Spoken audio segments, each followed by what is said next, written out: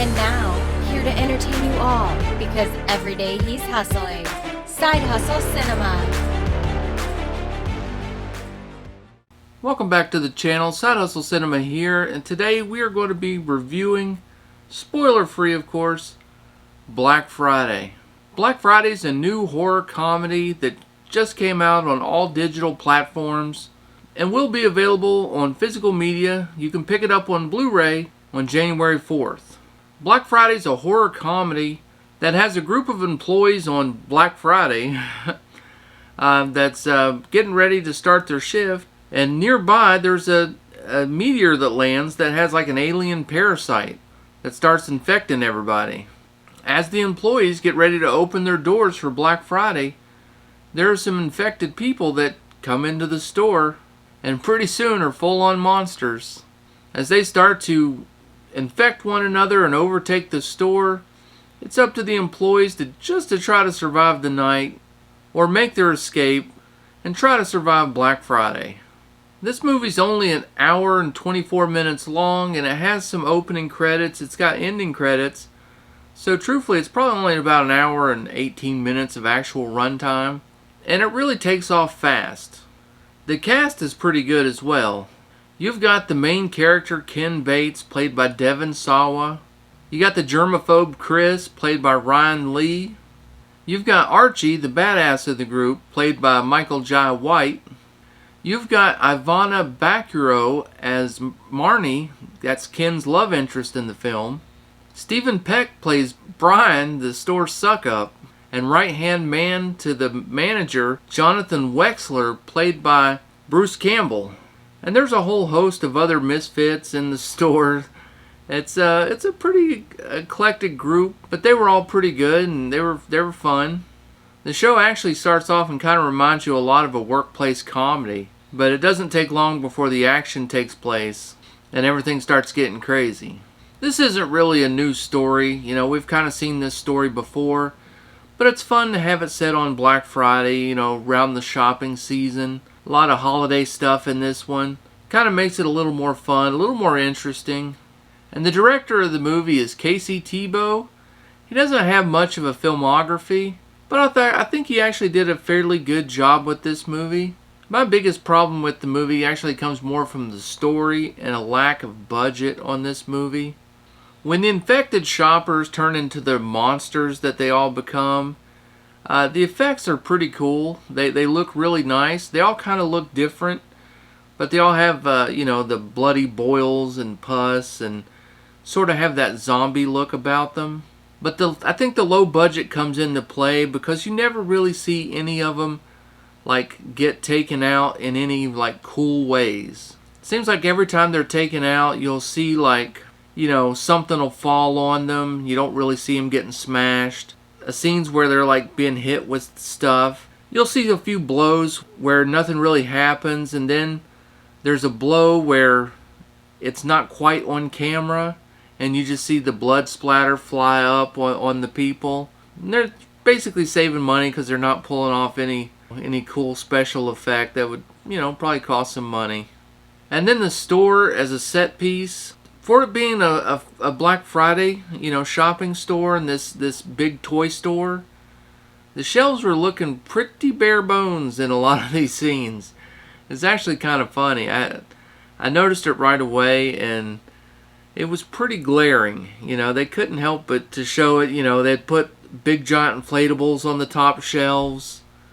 Just one or two toys hanging from the hooks. You'd see like some really generic looking toys, a lot of stuffed animals and things. Not really the kind of toys that you would see in today's, you know, toy store. Yeah, it looked a little bit bad. Some of the things I really liked about the movie was the setting, you know, being on Black Friday, being a Christmas movie of a story that we've kind of seen before. I also liked the cast.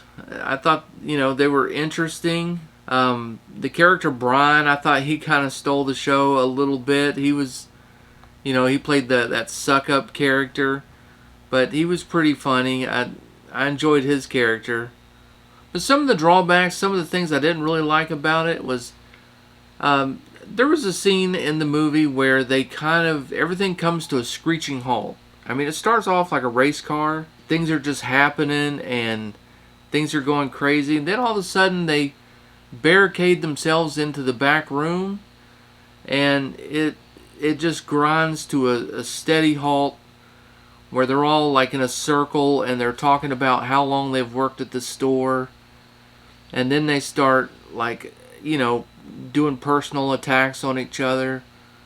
And honestly, that was just boring. It slowed the movie down. It didn't progress the story. You were already engaged with the characters. You really didn't need anything. They weren't like building up, the characters' personalities, because it was sort of a little bit deeper into the movie. I mean, you were a good midway through, and it lasted a good 12, 13 minutes, which doesn't seem like a long time, but in the movie that's, the runtime is actually only about an hour and 18 minutes or so. That's a good chunk of the movie to take away.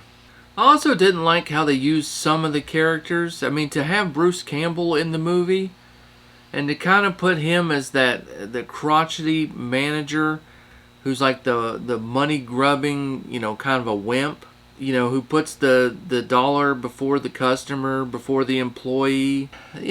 I would have just, it was fun to have Bruce Campbell in the movie, but I would have liked to have seen him play a different sort of character. Maybe not like, Ash from Evil Dead, but just a cooler character, maybe someone you could root for. And then Devon Sawa's character, they kind of trashed on him a little bit too. I mean, he's supposed to be the hero, but, they sort of make him out to be this alcoholic. And he's really too old to be dating the Marnie character in the movie. They kind of make jokes about him being twice her age. And they had him drinking like, early in the morning and, stashing booze at work. And I don't know that they needed that for this movie. I mean, it didn't do anything for his character except for sort of diminish him. And he was also a little too old to be working in a toy store. I mean, he plays a divorced dad of 2, and he says in the movie that his wife gets half his money. So, how does he live on half a salary from a toy store? Well, anyway, I'm not going to poke holes in movie logic, especially in this movie. But I just think they could have painted him in a different light and had him be a little bit more of a a little more likable, a little more of a hero character. Also, there didn't really seem to be an end game to this, At first, it was all about, keeping the monsters from coming inside. The monsters are like, building something, but you're not sure what it is. And then it just kind of turns to them hanging out in the back until that falls apart. And even when they seem to have had a chance to run outside, they never really seem to take that opportunity. I mean, all these characters drove to work, so they must all have the keys in their pockets. I know I carry my keys in my pocket when I go to work. And even though everyone seemed to have keys in their pockets and things like that, they don't run outside and get in their cars and just leave. They seem to hang around, or they don't really take that opportunity to get away. And that's just a little weird. There's even a scene late in the movie where they're actually out in the parking lot checking to see if cars are unlocked. And I'm sitting there thinking, during this scene, I'm thinking, why don't you just go to your car? There wasn't that many cars in the parking lot. Well, after you kind of find out in the third scene what the monsters were building, what they were up to, you still have no real reason as to what it is that they're doing or why they did what they did. It's just something that just kind of happened. So you really don't know what the monster's end game is. You don't know what the employee's end game was. Like, were they just trying to get away? Are they trying to stop these things? There seemed to be a little bit of a lack of story. Well, so to wrap it up, I guess I would have to say that I was glad I watched the movie. It was fun, especially watching it on Black Friday weekend. So if you watch it over the next week or so, during the holidays, it would probably be a good time. But I would just rent it. I wouldn't wait for it to come out on physical media to buy it. I kind of think it's maybe a one-time watch. I had fun with it, and it could have been a classic. If it would have had about $500,000 more in budget, so they could have had some cooler death scenes, and maybe worked on that store a little bit, beefed up the set pieces.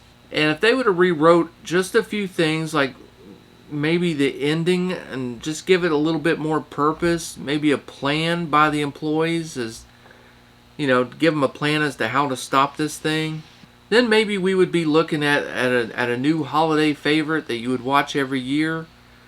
But instead we didn't really get that. We got a little bit of a letdown, I think, a little bit of a watered down movie.